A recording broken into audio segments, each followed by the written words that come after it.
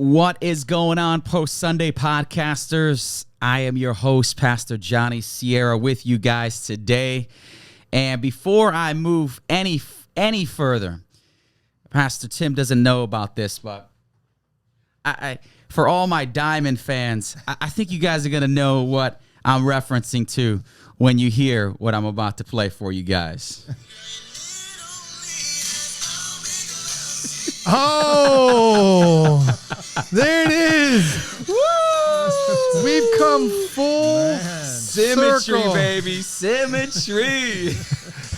For all, as you said, the Diamond fans. When the family is in the house, you never know what's going to be on the podcast. Never know. we're going back. Never know. All those that are listening right now are like, what is happening? What is going on? I just logged into the Post Sunday podcast to learn about the Bible, and I'm listening to Boys to Men. However, I gotta give the story now because I guess that's the segue. Oh Lord, The greatest segue in the history of the Post Sunday podcast. No, that was coming. Welcome to the podcast where Welcome, we want to guys. teach you about God and throw boomerangs and curveballs along the way. My brother was with us last year, who's a pastor, back in March, so a little over a year ago. Yeah. And we shared a story about my parents who stole my Boys to Men CD when I was in high school. And as a student, it wrecked my life. To rake leaves with my dad and hear him humming that song, knowing that was my CD, not yours. So I'll leave that picture there. Your dad's raking leaves with you humming "I'll Make Love to You" by Boys to Men. And I'm going, you took that CD from me. You told me I couldn't listen to it. Yeah. So we say that because my dad's here today. Let's go. That's how you get introduced into the what a way podcast. to be introduced. You know, Yes. I told Tim when I woke up this morning, and I said, "Man, after yesterday, I feel emotionally drained." And I said, I actually feel a little naked.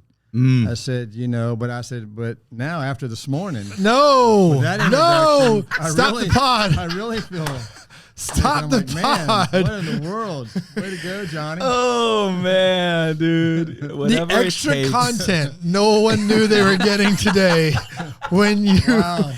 Listen. I thought this was going to be on a serious note, but this thing moved away from that. when you from the very beginning. downloaded. Listen, I cannot take full credit for that.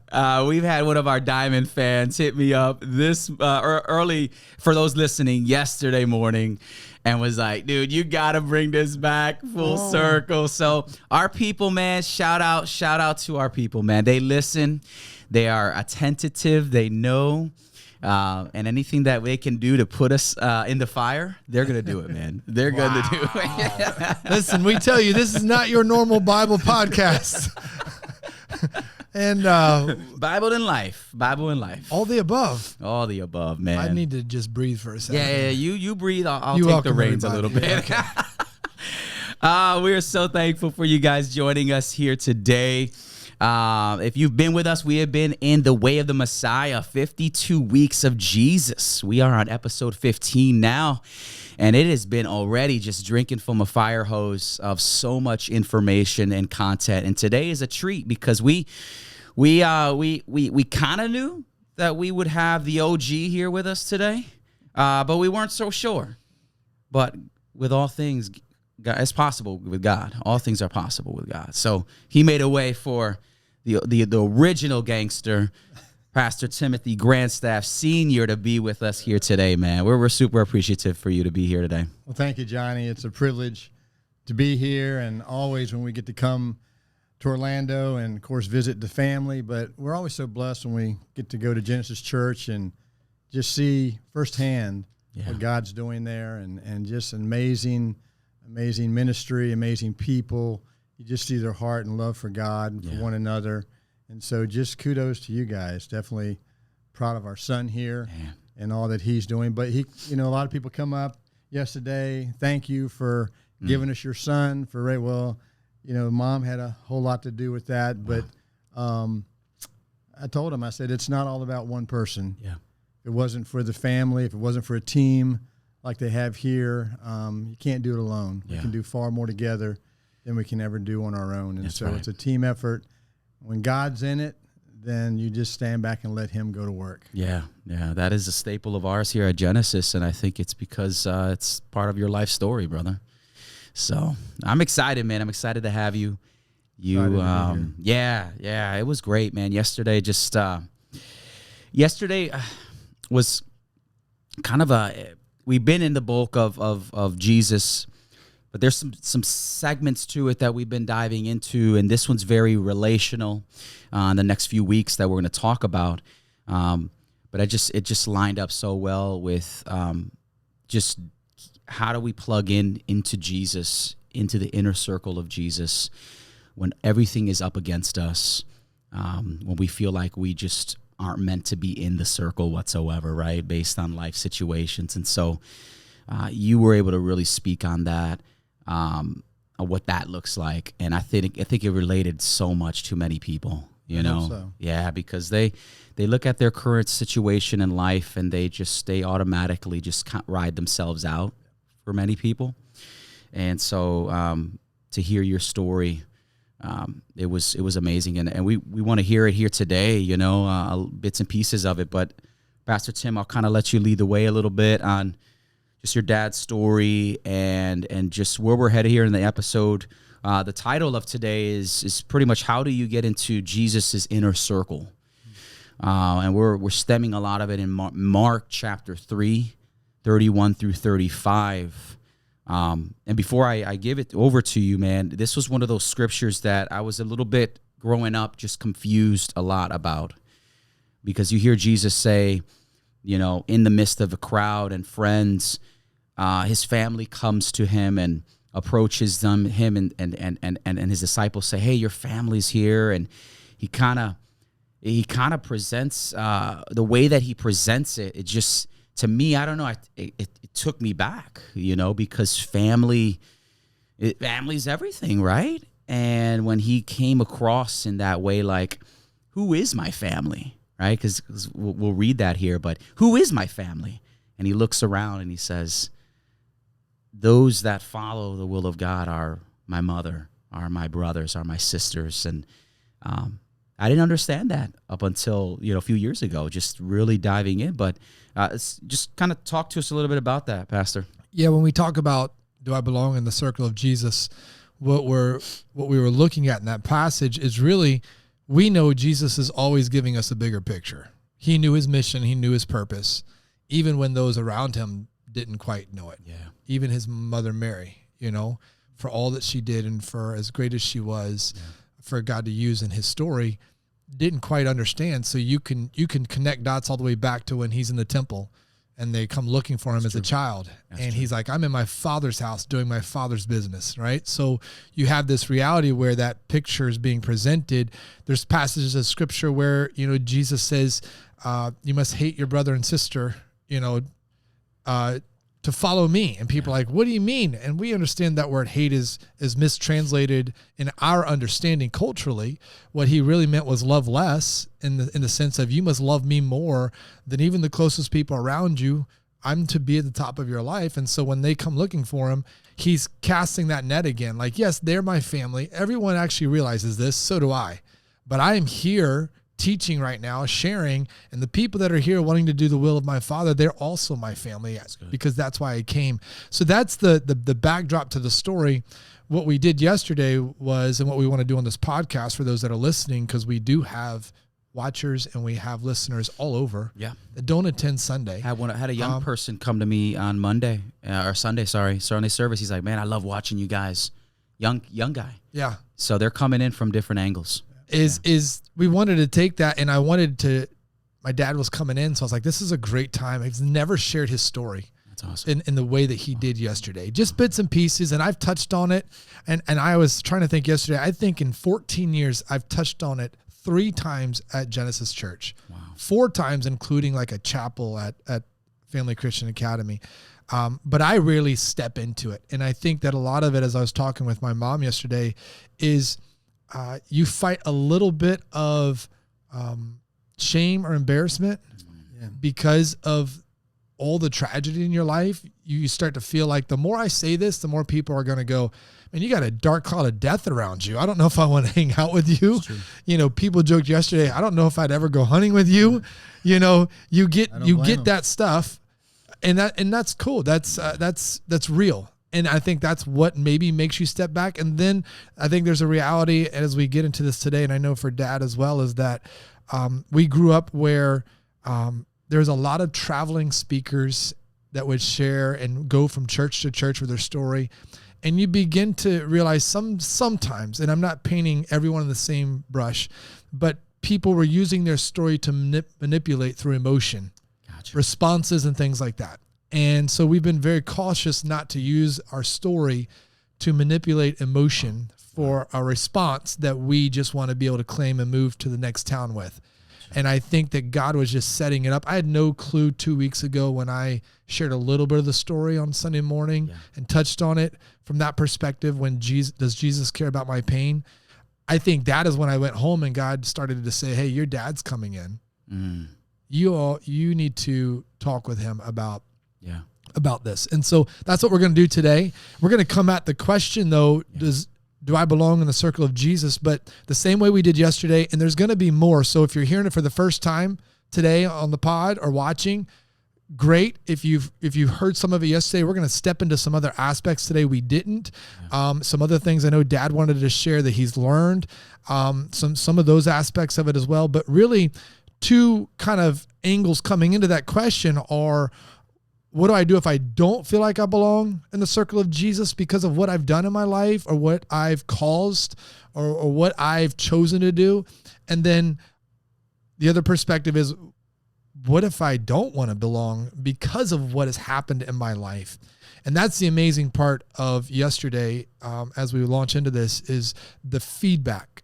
I got more texts and emails about my dad's sermon than I have gotten in probably all my sermons combined in the last year, which is awesome. I'm so for it. OG, man. Exactly. Yeah. Today I'm getting hit by texts, people calling, walking in, dropping my daughter off at school, because I think what happened yesterday and what is happening today, there's power in testimony. We know this. You know this. Yes, bro. That's what a testimony is. And when you really share your testimony, it's just really in the simplicity, as we say, it's your story being transformed for his glory. And that is what a testimony is all about. And that's what we did yesterday. And so for those of you that are listening today, my dad is here. We're going to dive into kind of his story, and he's got some other aspects and things we'll talk about through that today. But we have had a lot of tragedy in our life that would make you sit up and go, I don't know if I want to belong in the circle of Jesus. And my dad's had tragedy in his life that it sometimes made him feel like, I don't know if I do belong because of what I've done or caused. And so when you look at it from the aspect of the will of God, what's the will of God for my life when bad things are happening? Or what's the will of God for my life when I chose to do some things in my life that became harmful or hurtful? How do I find that will of God and get into the circle of Jesus the way Jesus was inviting all those who follow him to be his brothers and sisters, mother, father, children, sons and daughters, as we know. Yeah. And so, really, we didn't start there yesterday other than just kind of lay the blanket, but there's a full story here. And I think now it's easier to go back. Yeah. Let's start at the beginning and work our way forward instead of jump at the front end and go backwards. And that is when you were 14 years old, grew up in a very country family of 8. Granddad's from a family of 9, and grew up hunting, fishing, the whole 9 yards. Running through the woods, doing whatever you can do. And you guys were out hunting one day, and kind of launch us in that day where you were almost done hunting. And we'll start there. Yeah. Good to be here, guys. And we'll see where this goes today. And like I said, I emotionally, I was drained yesterday. I can imagine. Anytime you put yourself out there, and as Tim said, I've done it in segments or little places a little bit, shared our family story at times, but could count on my hand how many times I've done that. Never been in a church-wide setting, and now it's, across the airwaves and podcasts and all that. So, yeah, pretty drained, it it made me think today about, Adam and Eve. God created them in a garden, and before sin, says before the fall, that they were naked and unashamed. Then sin entered the world, the fall came, and the first thing that happened, they became naked and they were ashamed, and they ran and they hid. And whether it's choices we make on our own, whether it's accidents, whatever it may be, whether willful choices can bring shame in our life. And yes, as Tim said, I had the privilege to grow up in a big family. When I was younger, I didn't always see it that way. It's like there were so many of us, the table was like scarfing down the food so you had something to eat, because it may not be any to go around. And but the privilege of growing up, I grew up in a different era than they have today. I loved the outdoors. I loved, we did everything outside, building tree forts, running through the woods, hunting, fishing, catching turtles, frogs, whatever it was. So we did that. So I grew up on that side. So did Johnny. My grandfather had a 100-acre farm over Concrete in the jungle. That's in the where beautiful Shenandoah Valley, the Blue Ridge Mountains. Oh, I love that. Go there every summer, and I just love the farm. And actually, as a young man, man, I want to be a farmer like my granddad, But so that's kind of the way I grew up. And I kind of shared yesterday, I hardly read many books, in school growing up. I wasn't that much of a reader. I read all the time now. But if I read a book, it had to do with the outdoors, something to do with the outdoors, about a dog, a horse, about someone, living in a cabin in the woods. So I actually, I was like, I'm going to be a Daniel Boone. I'm going to be a Davy Crockett. That's what I want to be. So as a kid, when that's what you dream of and it's what you enjoy doing, I kind of pictured it like, and this is definitely wouldn't match on the same level. But if you were, basketball player and, you get the final shot at the buzzer and you miss, the team loses because of your shot, or you're the field goal kicker and you miss the field goal. And so everybody remembers you as the guy who lost the game for us because you missed the shot or you missed the goal. And so I kind of probably felt a little bit like that, 14 years old. I don't know if we can get into everything, but, it just back in those days, there wasn't the laws today like everybody needs to wear blaze orange. So none of us hunted with blaze orange. Kind of just, we didn't kind of grew up kind of like, well, hey, we're just going out in the woods, and even though you say you're going to be over here, you wind up, half a mile over here. So no one knows where anybody's at. And so not to make it an excuse for it, but it was, I think, on a Monday afternoon. It was getting dusk. My dad and I had, and we had a whole team of people hunting with his family and friends. And that afternoon for the hunt, I said, "Okay, Dad, where are you going to go?" And like, "Where are you going to go?" I said, "Well, I'm going to go over here, and I'm going to get over here." And he said, "Well, I'm going to go over here, and I'm going to get over here." It was totally opposite of where he winded up. And so it was just getting dusk, and I thought, well, I'm just going to step out into the field here. I could see with the sun setting down, I could see other people already up at the truck. So I kind of walked around a bend in a field, a peanut field, and it went down about 75 yards, and I could just see brown object moving right at the edge of the woods. And really, as a 14-year-old, I'm like, it's almost dark, and that's 75 yards away. I got a single barrel shotgun, even though I prided myself in it. I was a pretty good shot. Sadly, I wish on that day I wasn't. My dad, everybody else is already up there. My dad's probably up there too, or at least he was supposed to be over in another area. So kind of just as a kid, as a 14-year-old, ruled that out. That's got to be a deer walking down there at the edge of the field, getting ready to come out at dark here. So raised my gun up thinking, I'm just going to take a shot. I'd be lucky. It'd be luck. And shot rang out. And the next thing I hear my dad's voice, help, and he walked out and he fell in the field there. Wow. So I started screaming. People that were up at the truck come running down.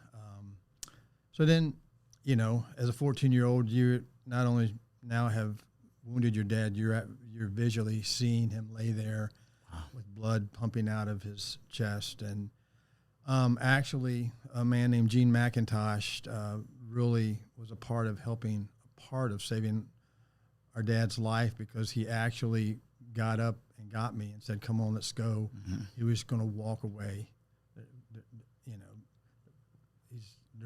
We can't save him, And my dad's voice cracked out, "Please don't leave."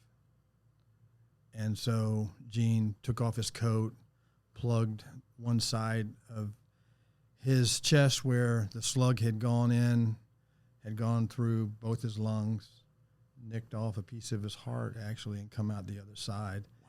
So he put that coat there, which helped keep air from getting in and collapsing his lungs.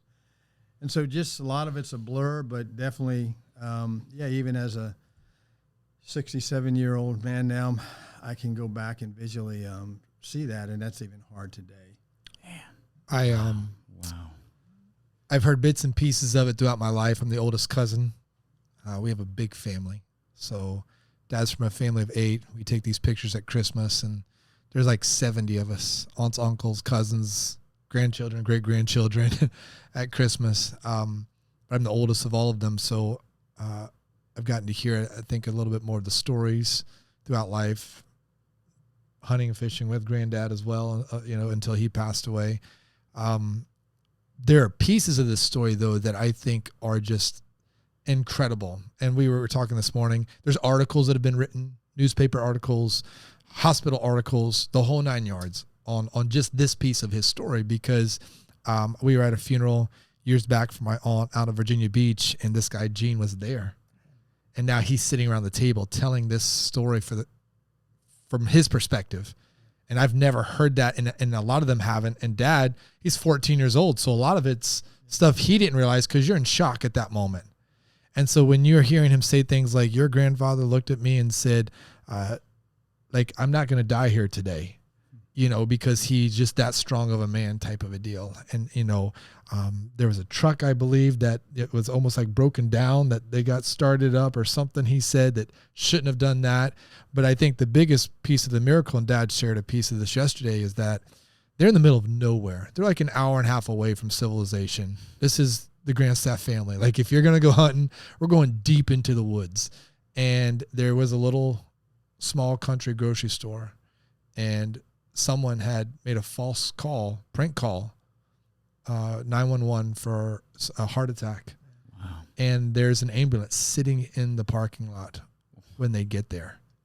That's not supposed to be. That if that ambulance isn't there, my grandfather's not here today. Yeah. I mean, that's a true piece of the story. Yeah. That's the miracle. Like, how does an ambulance show up when you show up? Is sitting there waiting in that moment. And so in the midst of this tragedy, in the midst of my grandfather being there for 30 days in the hospital, not knowing that, my uncles didn't even want to go in and see their dad the way he looked, not knowing Dad didn't want to go visit. And I actually, it was a little bit, I actually did, go in and see my dad, but just kind of back up there. For me, I'm in shock. I'm just, what's going on, but just to see the pieces that God put together for my dad, the ambulance being there, the medical team, getting him to the hospital. They said the whole time, en route, while he was conscious, he never went out of consciousness, but they couldn't find a heartbeat. Wow. They had no heartbeat, and so they're pumping blood in as fast as it's coming out.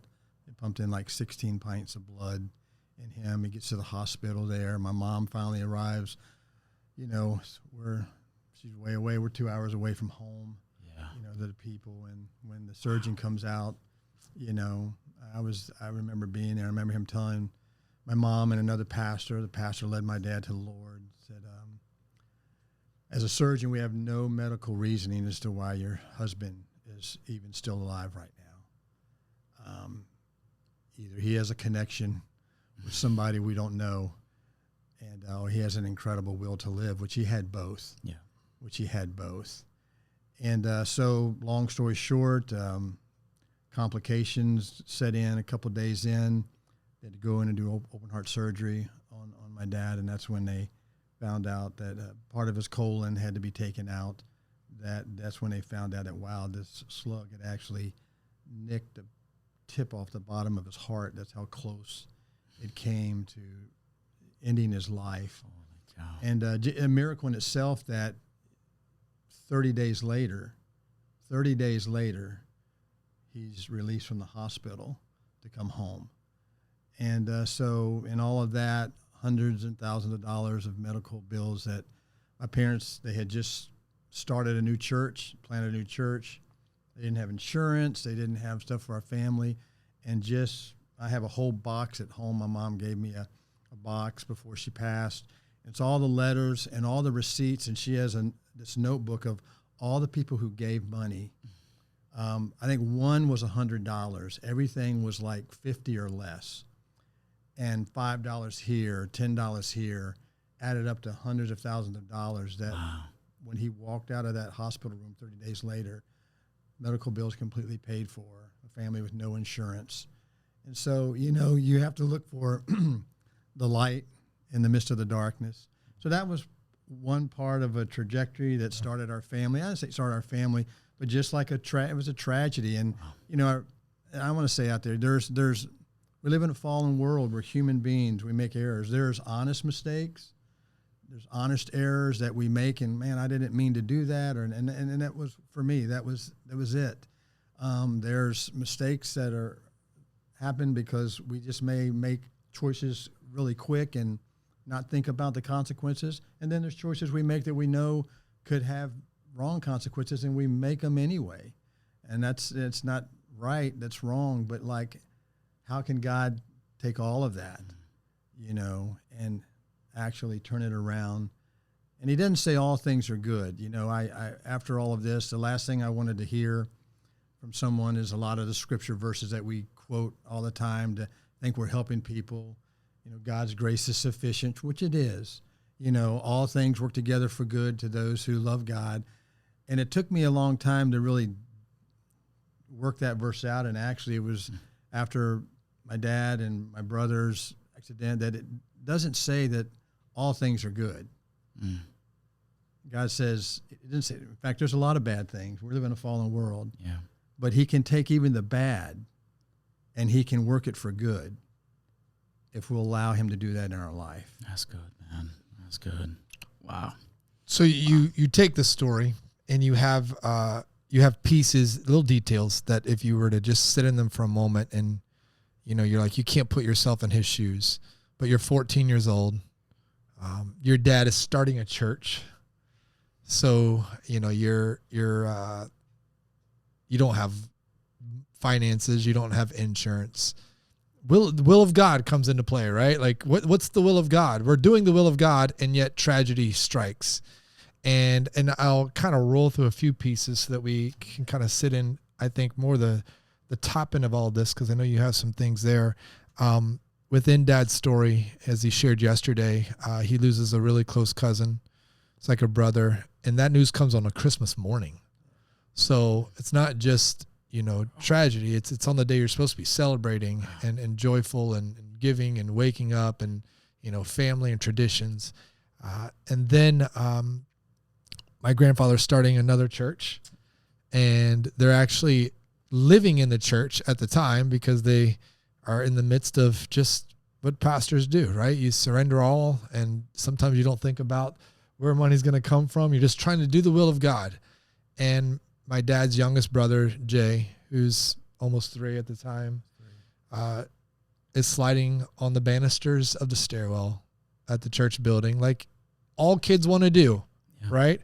And he falls and, hits below, and Granddad has to go to him and try to resuscitate him and mouth to mouth and all that stuff with your son in the ambulance all the way, get to the hospital, they pronounce him dead. And so I know that was another moment in life for you where you're now struggling with, do I belong in the circle of Jesus just because of the pain I've caused to my dad and family? Now there's probably questions of, do I want to be in the circle of Jesus? Because here's my dad, he's a pastor. He's trying to start churches. Every time he tries to start a church, tragedy striking. Like, I think we're doing the will of God. Why is everything going wrong? Wow. Yeah. The old saying that we think, why does bad things happen to good people? But, and it's a good question, but yet it's really not the question that we need to ask, because the thing is, we live in a fallen world, and bad things happen to all of us in some form or another. We're in a broken world. We're in a sin-cursed world, and that doesn't mean there can't be joy and enjoyment in life, and living for Jesus and family and friends and ministry and all. That's great. But in the midst of all of that, there's hurt, there's tragedy, there's loss, there's sorrow. So at a young age, helping my dad plant a church and them seeing them leave everything. We grew up down in Virginia Beach, so they leave everything, go up to Stanton, Virginia, small town up in Virginia, start a church, leasing out a school, and living in that school building while they're transitioning from closing on their house in Virginia Beach and being able to close on a house in Stanton. And our brother Jay, as young kids would do, went up on the second floor, slid down the banister, which I'm sure he probably did multiple times.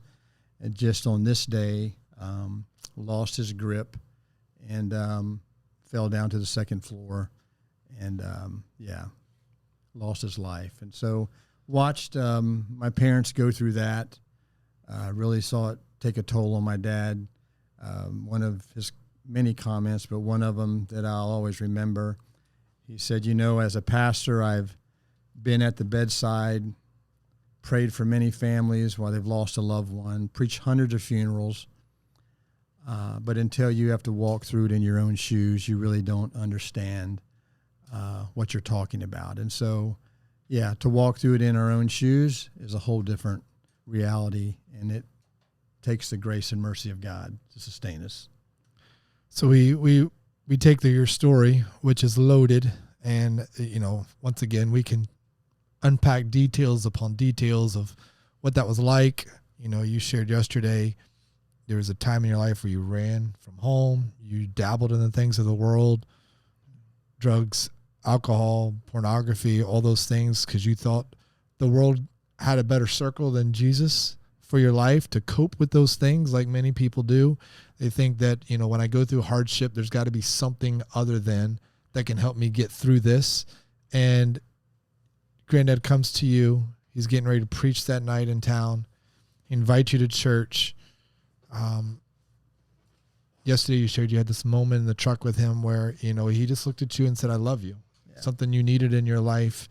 And that moment for you was something you had been longing and looking for. Yeah, definitely a God moment, right? When you're,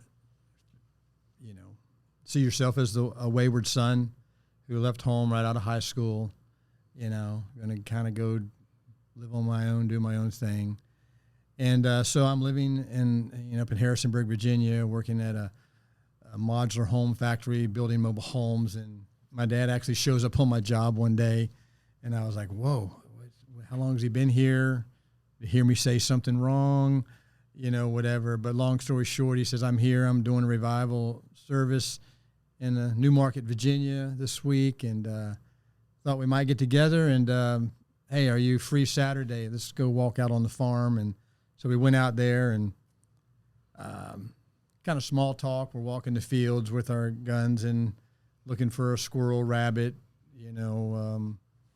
groundhog, anything I guess we could shoot at. But kind of that surface stuff. You're away from home. You're not living right.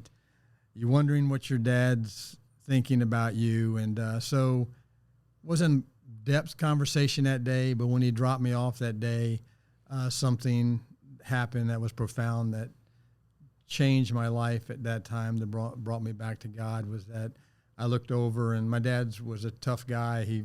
He survived a hunting accident that I don't think anybody else would have made it through. But I saw his lips starting to quiver. I saw tears running down his face. And he turned over and he told me that he loved me. Wow. Who doesn't want to hear that? son wants to hear that from his father, especially from his family. You want to hear that from God, right? Yeah. Well, that crushed me. That crushed me. Dad, you say you would love me in spite of the way I'm living, Wow. in spite of what's happened in our life. Man, if you love me, then God's got to love me. And I struggled with that growing up, even in a Christian home. And my dad, being a pastor, he was an evangelist, so he really preached hellfire and brimstone. Yeah. And I kid people, they say, well, when did you come to know the Lord? And I'll say, well, which one, what time do you want me to share with you? Because there were so many times, you felt like, oh, maybe I'm not really saved, I did something wrong this week, and maybe I'm not really saved. I need to get saved again. And so we weren't raised that you could lose your salvation, but we definitely were raised a lot of times that it kept us always doubting our salvation. Am I really saved, not saved? And so anyway, that was just a pivotal point in my life. I cried all the way home in my vehicle. Wow. Was determined. I was coming back to that service that night, got Teresa, and said, we're coming back to this. She's like, what? I'm like, yeah, we're going to hear my dad tonight. And I already had known in my heart, I already knew what I was going to do. I already knew what God was already been speaking to me about way before my dad ever came into town. I'm just running. I'm running from myself. I'm running from God. And I don't remember a lot that he said that night. All I remember is when he gave that invitation and he said, is there anybody here that needs to receive the Lord or come back to the Lord?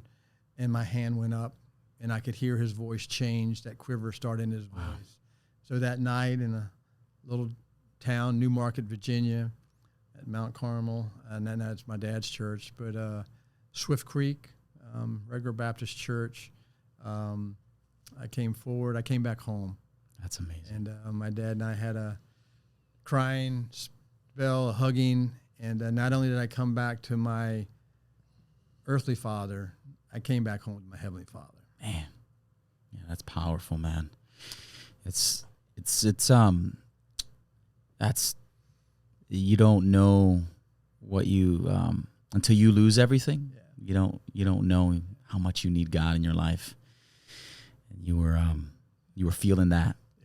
Yeah, I love that the Holy Spirit was kind of just continuing to hit at you and hit at your heart, even through the deepest parts of rebellion and pulling away and doubt and fear and all that. But that's the love of God, right? I think of the prodigal son, where he's just out doing his own thing, enjoying life, and then he's hit with turmoil. And he remembers that, man, if my dad's servants are living it up and doing well and at least have a meal, then I think I can get a meal from my dad, no? And it's just, that's amazing, man. And you got to know God. You would agree with me. I think that you wouldn't know who God is or what he could do or God the healer, God the provider until you need those moments in your life, right? So I think for me, I don't want to say cool. There's nothing cool about it. So I want to use the right word. Yeah. The interesting perspective is that in the midst of the tragedies, the hardships, Jesus said, those who do the will of my Father are my family. That's good. Yeah. I think like my grandfather, after losing his son, he could have given up on the will of God for his life. If he does, he's not preaching and dad's not coming in that service that day. Wow. To come home to God. And in the same way for dad, if he gives up on the will of God after shooting his father, losing his brother and cousin, he's not here today. And so we're not here today. So if you can see life through the right perspective, as dad was saying, not all of life is good.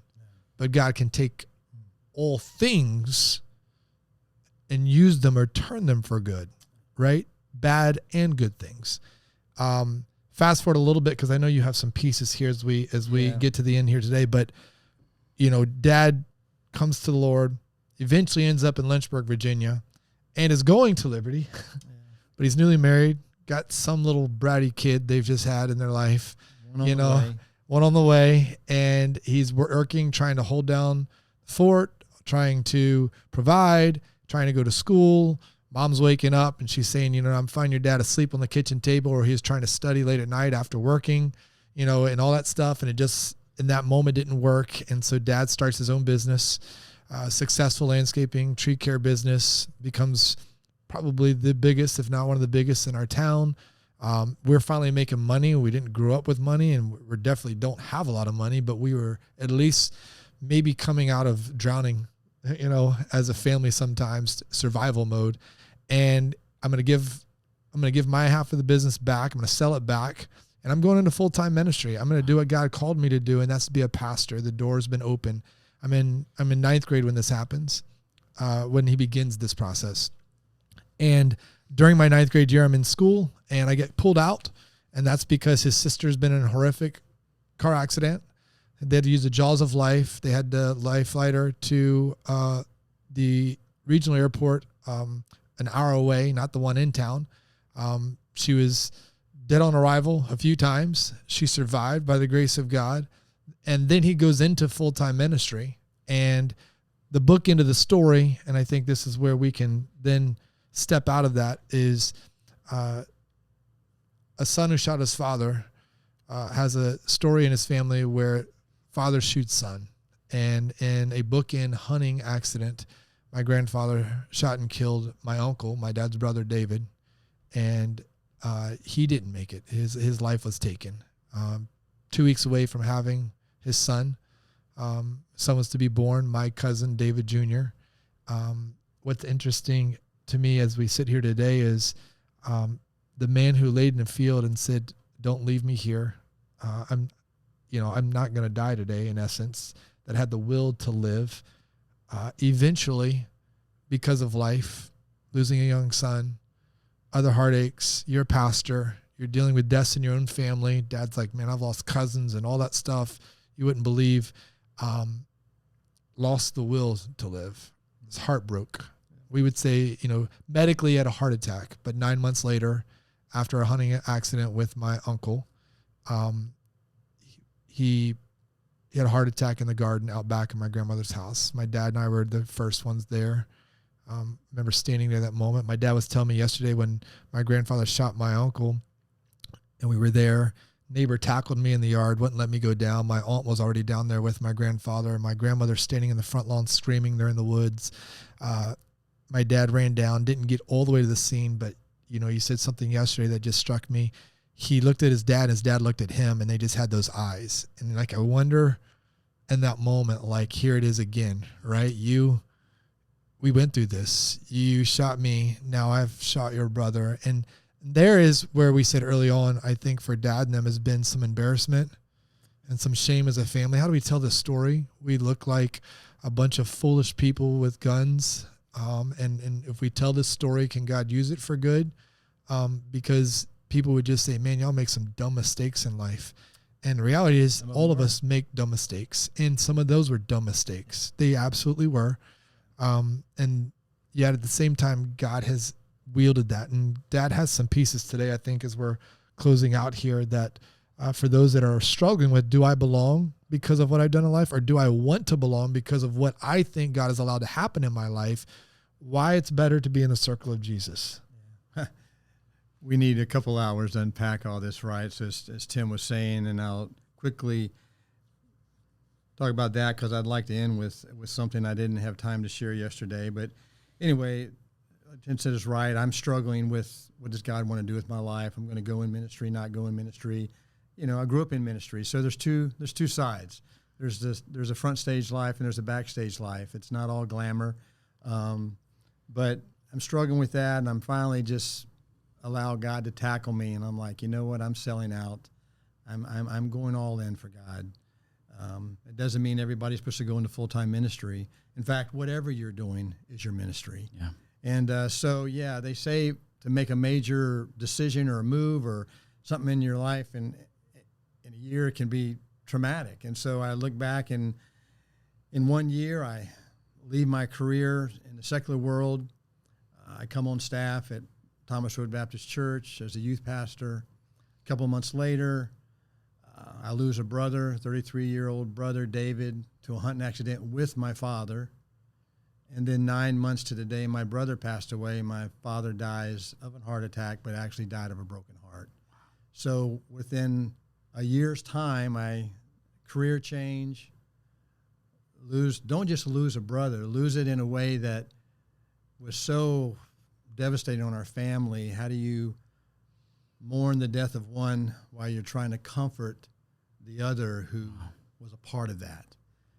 And as Tim said, my dad really died of a broken heart. And so you're just wrestling with all of this. But one of the things that was a big impact in my life, and just a big transparency for me, when we left, as a kid, what I did, people around the neighborhood that I grew up in, they knew about it. But when I moved up to Harrisonburg, Virginia, moved to Lynchburg, Virginia, nobody knew my past life. I never shared it. Why am I going to come up and share about a hunting accident that I had with my father and all that went on? So I never, even my closest friends that I'm doing ministry with, I never really shared. We talked about we've had some tragedies in our home, but I never shared that. So this happens to my dad.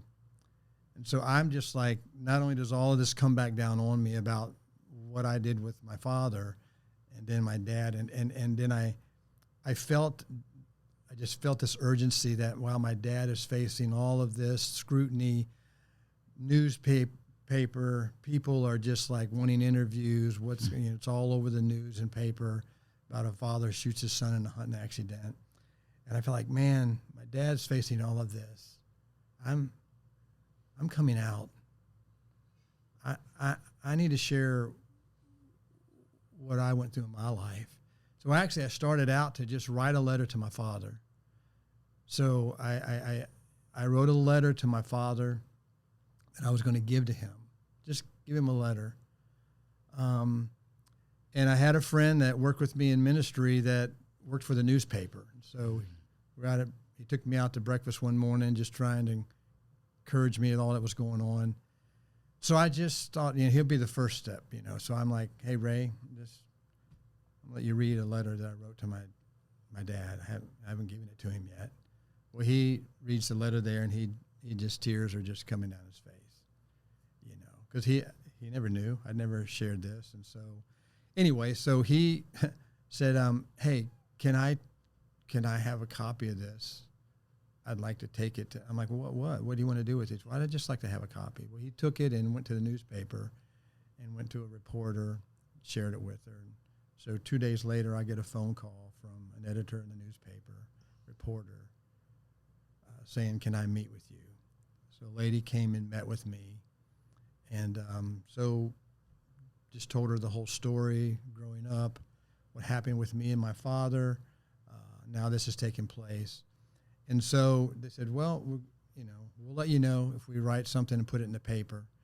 And only God knew that it would be full page paper. When you opened it up, there was my letter that I had written to my father, and then the whole story around, my brother and my dad's hunting accident. And so if I could close out today with just, it may be hard, but I'm going to read the letter that I wrote to my dad that day. And my dad it wasn't not going to be till that day that the paper came out that my dad would read this for the first time. So here's, it's titled A Plea for Understanding, and then there's the editor's note here.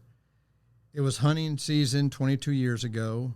Tim Grandstaff mistook his father, the Reverend Waldo Grandstaff, for a deer and wounded his father. Even though he recovered completely, Tim says the two never talked about it much. 2 weeks ago, on November the 12th, the elder Grandstaff was again involved in a hunting accident. He mistakenly shot another son, David. The wound was fatal.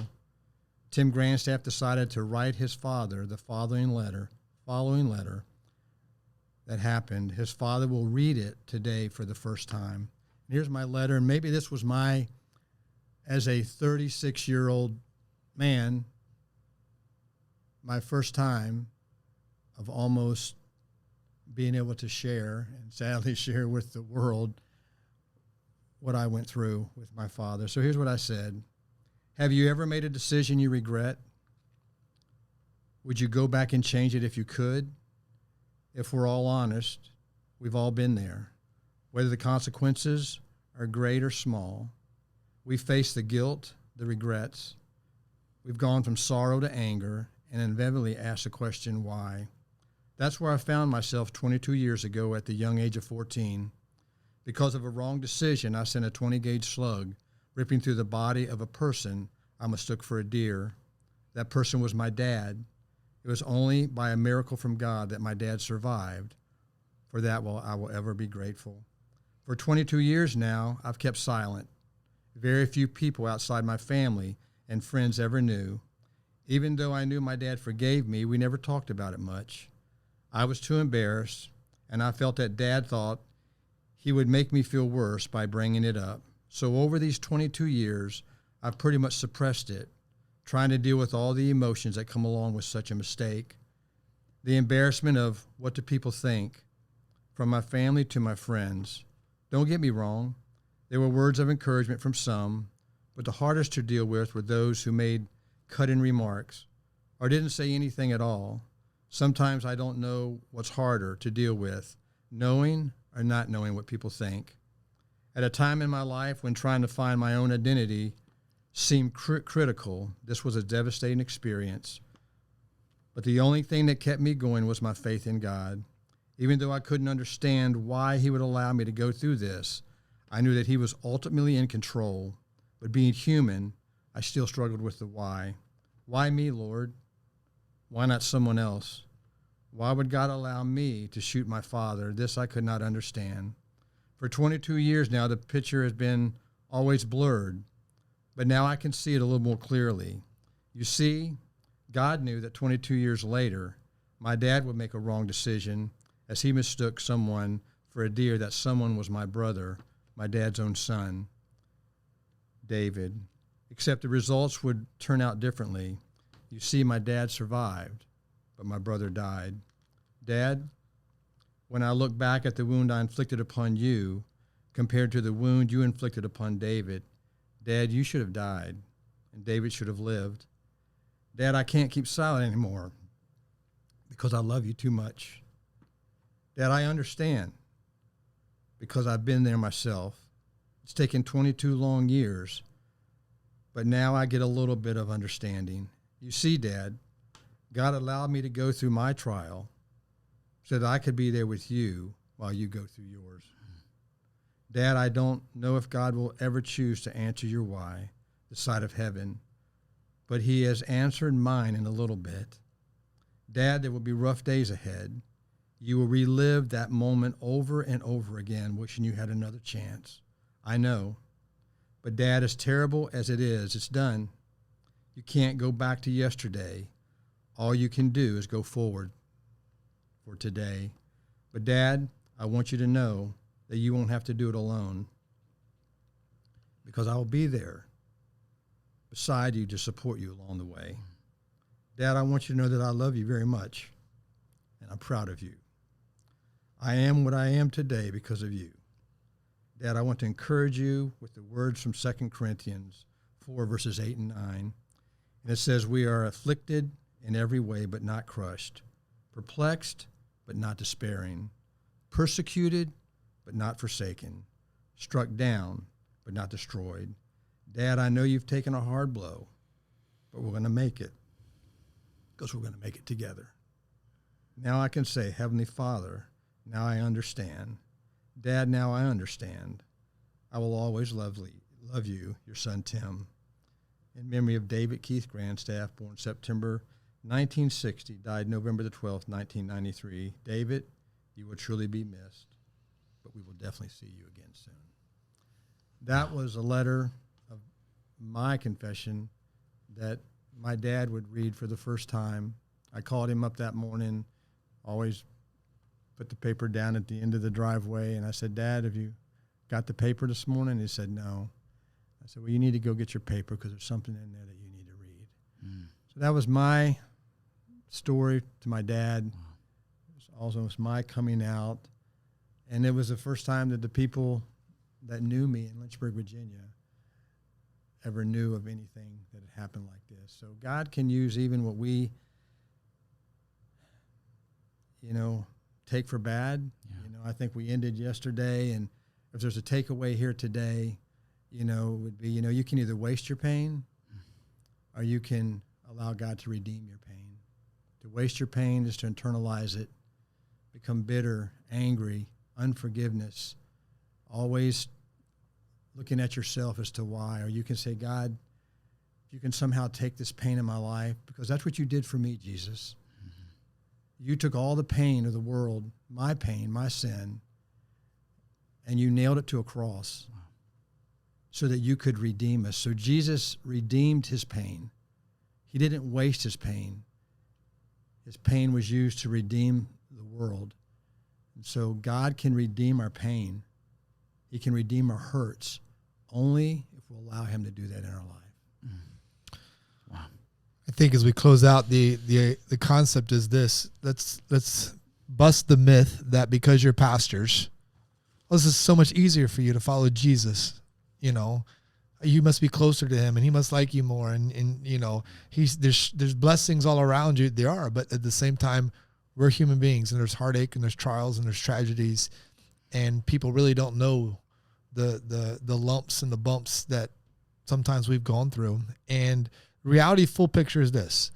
As I said, if my grandfather doesn't choose to keep doing the will of God, Dad doesn't hear that message that night, who knows the trajectory my family's on, but he does. And my dad, in the midst of all his trials, decides later in life, in the middle of a successful business, God, I still hear that call to ministry. I'm going to do the will of God.